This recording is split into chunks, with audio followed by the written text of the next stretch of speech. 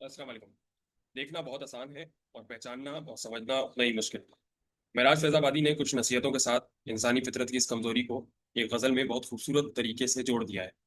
आज की इस वीडियो में हम उनकी इस गजल को पढ़ने और समझने की कोशिश करेंगे और मुझे उम्मीद है आपको ये वीडियो पसंद आएगी। शायर कहते हैं कि बिखरे बिखरे सहमे सहमे रोजो शब देखेगा कौन, लोग तेरे जुर्म देखेंगे सब अब देखेगा कौन। आज के दौर में, इस मुआशरे में, आप लोगों को बुराइयों में इन्वॉल्व तो देखते होंगे, गलत कामों में इन्वॉल्व तो देखते होंगे, लेकिन शायद ही कोई इस बात की फिक्र करता है या इतनी समझ बूझ रखता है कि वो इस उस बुराई की रूट कॉज तक जाने की कोशिश करे। ये कहना बहुत आसान है कि तुम बुरे हो, तुम गलत काम कर रहे हो, वो काम गलत है, तुम गलत हो, लेकिन ये काम बहुत मुश्किल है।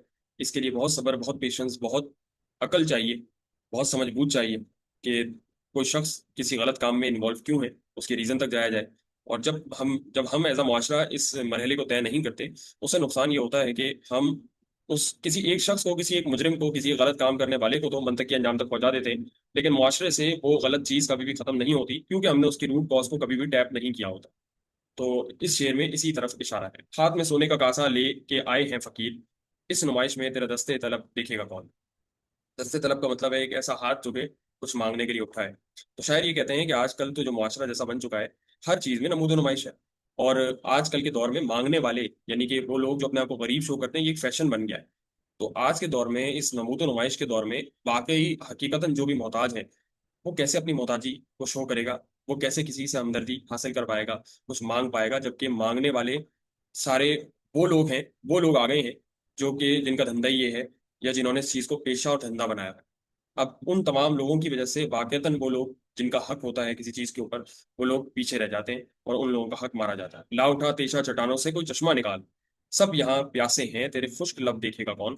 शायर ये कहते हैं, एक नसीहत करते हैं कि इस दुनिया में वो लोग जो किसी के लिए फायदेमंद नहीं है, जो किसी चीज में कॉम्पीट नहीं कर सकते, किसी कंपटीशन का पार्ट नहीं हो सकते, इस सोसाइटी में बेटरमेंट नहीं ला सकते, इस दुनिया में, इस सोसाइटी में, आजकल की सोसाइटी इस तरह से फॉर्म हो चुकी है कि उन लोगों की कोई जगह नहीं है। तो शायरी कहते हैं कि अगर तुम्हें इस दुनिया में अच्छा मकाम हासिल करना है, लोगों के लिए फायदेमंद बनना है, तो फिर तुम्हें कुछ ना कुछ ऐसा करना होगा, कोई ना कोई ऐसा काम करना होगा, किसी न किसी ऐसी एक्टिविटी में इन्वॉल्व होना होगा कि तुम दूसरों को फायदा पहुंचा सको, तुम किसी के लिए फायदेमंद हो सको। जैसे मिसाल के तौर पे बैंक की बात करें, तो बैंक्स के लिए या इंश्योरेंस, फाइनेंस, इन इदारों में काम करने वाले लोगों के लिए सिर्फ वो लोग ही आप ये समझें कि इंपॉर्टेंट होते हैं जो कि ज़ाहिर है उनको फायदा पहुंचा सके। हर कंपनी दुनिया की जो बिजनेस कर रही होती है, तो उसका यही मोटिव होता है कि ऐसे लोग उसके साथ जुड़े जो उसको फायदा पहुंचा सके। तो शायर एक नसीहत करते हैं तमाम लोगों के लिए कि आपने अपने आप को उस काबिल बनाना है कि आप लोगों के लिए फायदेमंद हो सको, वरना आपकी इस मुआशरे में, आजकल के दौर में, कोई जगह नहीं। दोस्तों की बेगर्ज हमदर्दियां थक जाएंगी, जिस्म पर इतनी खराशें हैं कि सब देखेगा कौन।